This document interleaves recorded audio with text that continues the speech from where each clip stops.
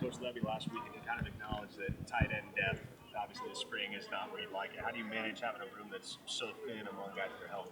Well, it's a challenge because you got to take care of the guys that are healthy, and so just try to do a great job of getting those guys reps when they can, and then whenever we can try to get into some other personnels to try to save their legs a little bit. Is it almost like a pitch count in baseball with like Stockton? It is, exactly, especially with him, a guy that's played a lot of football. He knows exactly what he's doing. Now we're just trying to get him to learn the offense and refine some things, and so just definitely not going to put too many reps on him because we got to have him for fall. How's that coming along with him learning the offense and picking it up? Oh, really He's been in good. a couple. He's extremely intelligent, and he knows football. And so it's easy for a guy like him. It's now, what do we call it? He's run every single play that you could run in football, and so now he's just learning the names, getting the signals, and really adjusting to the tempo at which we play because that's new for him. It's been a season around Austin once before, and now you see him back. What impressions do you have of him then, and how has he changed, I guess? Just overall attitude. He's just thankful to be here. I think going out there and coming back, he's an Oklahoma guy. He's always loved Oklahoma, and so going out there, it made him realize how much he actually did love it. And so he's glad to be back, and he's a big time leader for my group, especially, and then for the offense as well. When you hit the portal, how close was that? How long did it take you guys to get in contact? Did you reach out to him, kind of? Yeah, he actually reached out to us. He wanted to be back here, and so I couldn't say yes fast enough. I know what kind of player he is. I got no hard feelings. I was pulling for him when he was at South Carolina, and could not be happier to have him back. And he should have a big year. Both of your young guys are injured and not really. So what are you doing with them this spring? And so not physically going through it, I guess. Yeah, so they go through all the meetings. They do walkthroughs, everything that they can do, and so trying to get those reps, getting all the mental reps that they can possibly get, and they've done a great job with that. And also, they're like my assistant coaches right now, so they sit back there and coach the young guys. I got 2 walk-ons that are getting a lot of reps that hadn't played football in a long time, and Hayden Bray coming over from the D tackle position. He's done, both of those 2 young guys done a great job of picking it up, competing. It's not perfect, don't expect it to be, but as long as they keep pushing, they'll be able to help us one day. How much of a help has Joshua been? That way you don't get a basketball player to come out here every day.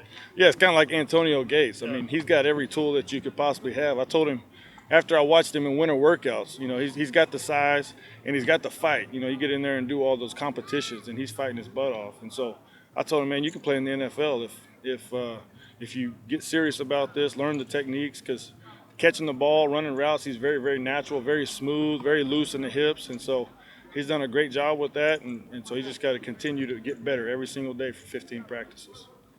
How much of a challenge is it in general to replace a guy like Braden Willis who did so much for the offense last year? Oh, it's very hard. It helps having a guy like Stahl. He's a very similar type of player. They're both veterans. They know football, and so you're not having to teach them the little details of inside zone or pass protection or whatever it is. They can step out there. They know how to play the game. They know how to play the techniques. And again, it's just adjusting to the new offense, the way we call it, and especially the tempo that we go. Joe Jon, I'm sure it helped to have a guy like Braden, but given the system and this offense, what made that tight end position so productive last year, do you think? Just being able to do everything with those guys. And so just like you see in the NFL, the tight end position is not really a tight end. It's an H-back, tight end, receiver.